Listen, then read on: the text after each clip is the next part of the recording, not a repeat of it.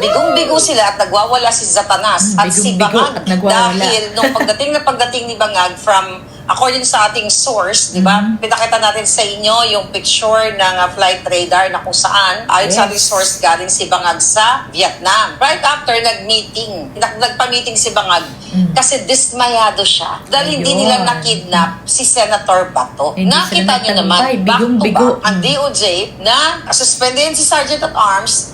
Then, nagsabi itong DOJ na bulletin lookout para si Senator Bato, kung makita sa airport, ay uhulihin nila. Susunod-sunod sila kasi nataranta sila. Yes, Huli talaga ng sindikato, ang gobyernong Bangag Marcos Jr., itong mga kidnappers na ito. Dahil naisahan sila ni Palos. Walang kapangyarihan si Remulla sa pagtanggal ni Atty. Torion kay pagsuspende kay Sergeant at Arms Mau Aplascan. Pwede lang magtanggal sa kanya. Ni Boy, hindi na niya alam kung hanggang saan lang yung power niya. Sindikato nga yung gobyerno ninyo. Utos ni Liza Tanas at ni Bangag na talagang tugisin si Bato. Kahit, maliwanag na naglabag talaga sila sa batas, mangingidnap talaga sila. Kahit alam nilang labag sa batas ang ginawa nila dahil sobrang natakot sila. Takot talaga sila na ang susunod dyan pagkatapos ng impeachment. Pinasasakutan ni Marcos Jr., ni Liza Tanas, ng lahat ng mga kasabot nila, ni Sandro Marcos, dyan sa flood control. Dalawa lang yan. Kaya kitang-kita mo talaga yung kanilang mga kasinungalingan na talagang kikidnapin nila si Senator Bato para ipakita nila yung pangil ng mga sindikato. Natatakot si Bangag Jr., si Liza Tanas na mabuksan ng mabuksan, maimbestigahan, mapatawag ang totoong sangkot, ang testigo, ang 18 Marines, at even Zaldico, na baka ngayong nag-change na ng leadership.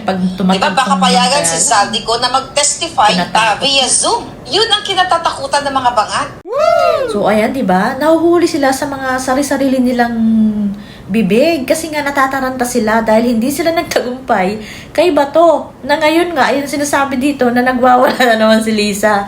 Kasi nga, yun, totoo yung sinasabi ni Senator Amy, kita mo walang pumalag na sinabi nung NBI agent na iniutos sa kanila na kahit anong mangyari, kahit may mategi pa, kuhanin si Senator Bato. Kaya ang sinasabi nga ngayon ni Robin na yung bagong interview niya na sabi niya, bakit po nagtatago si Senator Bato? Sino po tinatakasan niya? Sabi ni Robin, yung kikidnap sa kanya. Ay, totoo naman.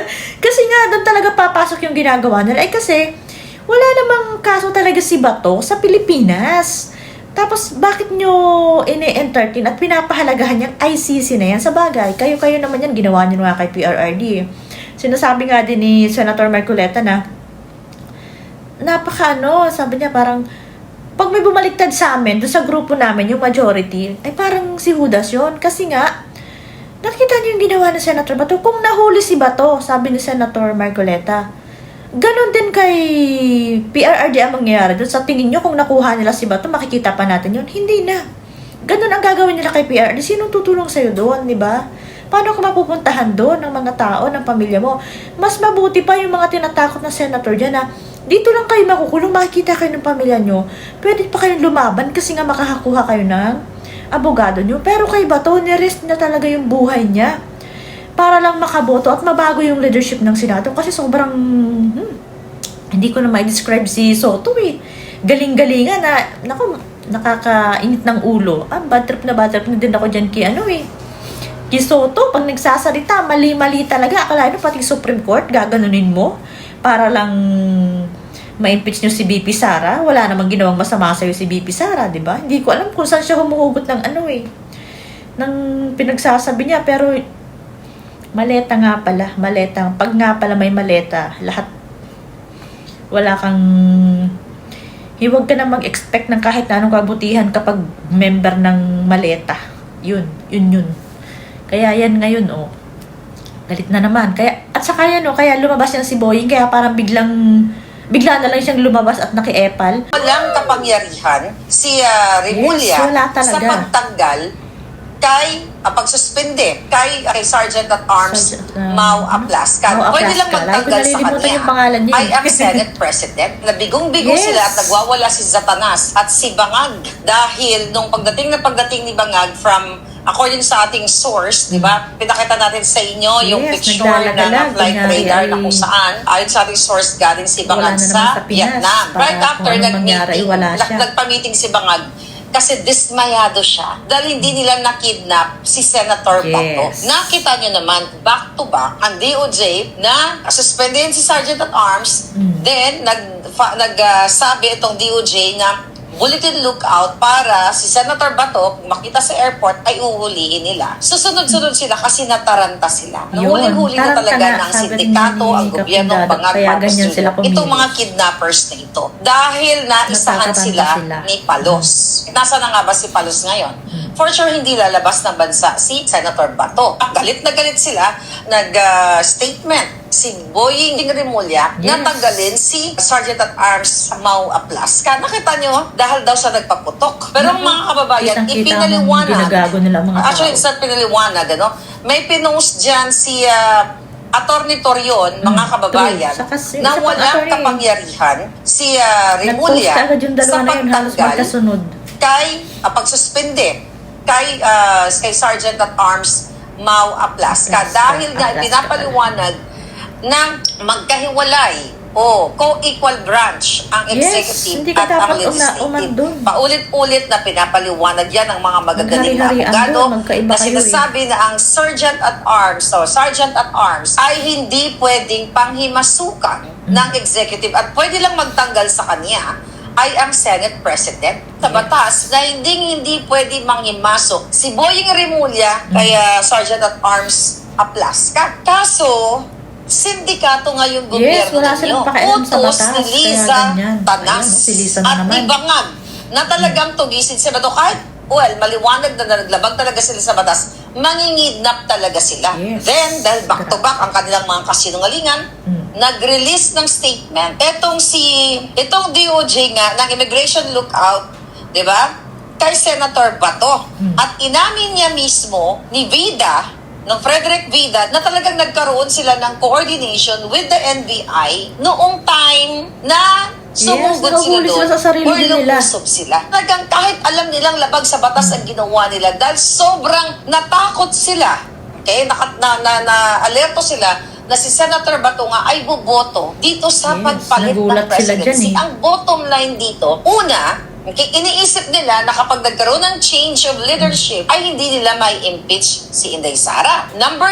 Parang number one, ay ma-expose yung kinasasangkutan ni Marcos Jr., ni Lisa Yes. Tanas, ng Yes, lahat ng mas mga kasabot takot sila nila, dyan, ni na Sandra Marcos dyan sa flood ma-expose. control.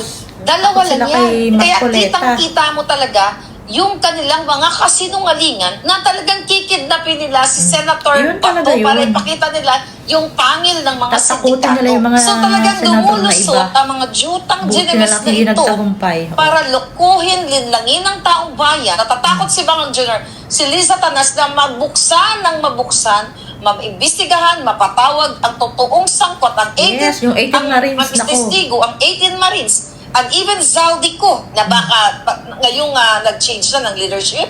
Di ba? Baka payagan si Zaldico na mag-testify Yes, papayagan Zoom. yan kung Yun ang kay kinatatakutan Marcoleta. ng mga Bangag. Ang Kahit kay pinapaliwanag Amy, ng mga kahit si Amy Julo pwede na eh. may kapangyarihan daw ang Pilipinas na isuko si Senator Bato sa ICC through Yan ang that pinipilit nila, 1951 kasi gusto kasi nilang may gawin. warrant of arrest na Kahit galing sa maling-mali na. ICC. Mga sinungaling nga, mga ulol. Okay. Dahil galit lang talaga sila kay Bato, galit sila sa kay Pangulo Duterte, talagang kikidnapin nila at iaalay sa mga demonyo sa Kalain mo ICC. yan, anong klaseng si Pilipino Senator ka, di ba? Bato. Kaya gigil na gigil si Satanas, gigil na gigil si Bangag Jr. dahil yun nga, naisahan sila ni Senator Bato. Wala pong hindi convicted si Senator Bato at karapatan niya na litisin siya dyan sa Pilipinas. Yes, kung wala siya namang man kaso sa ay may Pinas kasi. kasalanan. Pero, ang kitang-kita niyo naman na talagang nagsabuatan ang DOJ, NBI, DILG, Bangag. Nung una, dinay pa ni Bangag na wala, di ba? So, ayan na nga. Ayan, biglang umepal si Boying kasi nga nagwawala na daw pala si Boss Lisa niya. Kasi nga, syempre, bigo kayo, hindi nyo nakuha si Senator Bato. Akalain mo yun, no, si Boying, yung ombudsman ng Pilipinas, hindi na niya sakop, tapos daldal pa rin siya ng daldal na talagang akala mo ano na siya, napakalakas, lahat ng power ay nasa kanya na. Sabi nga ni Atty. Topacio, sige lang boying, dumaldal ka pa ng daldal, iniipon ko lahat ng ginagawa mong yan para ground sa impeachment sa'yo. Sabi niya, see you, parang magkita tayo sa mga susunod na taon, parang ganyan. O yan, di ba? Grabe, sobra tong ombudsman na to. Yun nga, siguro napapagalitan na rin. Kaya sabi nga ni Jason sa parang bagong gising lang na masama ang gising, tapos biglang nagsalita parang ganun. Tapos yan nga, ngayon syempre natataranta sila kasi hindi nila in-expect yan, nabulaga sila kay Senator Bato, tapos nabigo pa sila, di ba? Kalahin mo yun, natakasan pa sila. Lumabas na natakasan pa. Pero yun nga yung sinasabi ni Senator Marcoleta. Hindi basta-basta talaga yung ginawa ni Senator Bato. Nag-risk siya ng buhay niya kasi kung nakuha nga siya, hindi na natin siya makikita. Ganun na kay PRRD ang mangyayari sa kanya. Kaya yung mga tinatakot na senator na ikukulong niya sa Pilipinas, okay pa yun. Kasi nandiyan kayo sa Pilipinas, may laban pa kayo, pwede kayong kumuha ng attorney niyo, makikita pa kayo ng mga pamilya niyo. Si Bato, hindi ganyan ang case sa mangyayari sa inyo in case na yun sa mga tinatakot sila, Escudero. Kasi nga, ngayon pa lang, nagpa-press ko na, nakakasuhan daw. Sa bagay, totoo naman, sila naman nag-uusap na talagang tinatakot sila. Talagang gagawan nila ng paraan na ma-impeach si BP Sara. Yun lang yun, kaya nga sila nagkakanta-taranta ngayon Kasi kung hindi mapapalitan yung si SP Cayetano, tagilid talaga yung yung impeachment ni BP Sara. Kaya yun, saka bukod dun sa impeachment yan, may panglihis lang yung talagang mapunta si Marcoleta doon or kaya kung sino man doon na blue ribbon. Talagang mayayari sila kasi hanggat po pwede, ayaw nilang palabasin si Saldico sa kayong 18 Maris. Doon pa lang talaga matutumbok na Yun pa lang, alam na nilang tagilid sila. Syempre, sabi nga nung pagtatakpan yan, si Lacson nga at si Soto, pinagtakpan na kaagad, talagang tinapos na ayaw na nilang mabuksan yan, kaya lang, wala silang magagawa kung hindi nila pupersahin tong mga to. Diba? Kaya, grabe Sabi nga nung iba, parang may nabasa rin akong na parang talagang kumpas din to ni Lisa parang pag si Lisa ang nagagalit, natataranta na yung mga galamay nila. At saka, grabe, sa mga bibig nila talaga sila na huhuli din. Yung mga pinagsasabi ng NBI, ng DOJ, tapos ipinipilit pa nila na may ganito daw na batas na pwede daw i-surrender si Bato na alam naman ang lahat, tinatanga nila pa yung magagaling na abogado na alam nyong mali yun, pinipilit nyo pa, makuha nyo lang talaga si Bato. Yan yung mga, alam mo yung, kagigigilan mo na lang talaga sila sa mga ginagawa nila na hindi naman po pwede kasi nga, doon pa lang sa ginawa ni Boying, wala naman na siya doon power, tapos ngayon, sasabihin nila pwede ring isuko si Bato. Maling-mali. Kaya, eto, tuloy-tuloy na naman, parang, teleserye na talaga yung nangyayari kasi ang dami nilang mga yung mga pakulong ginagawa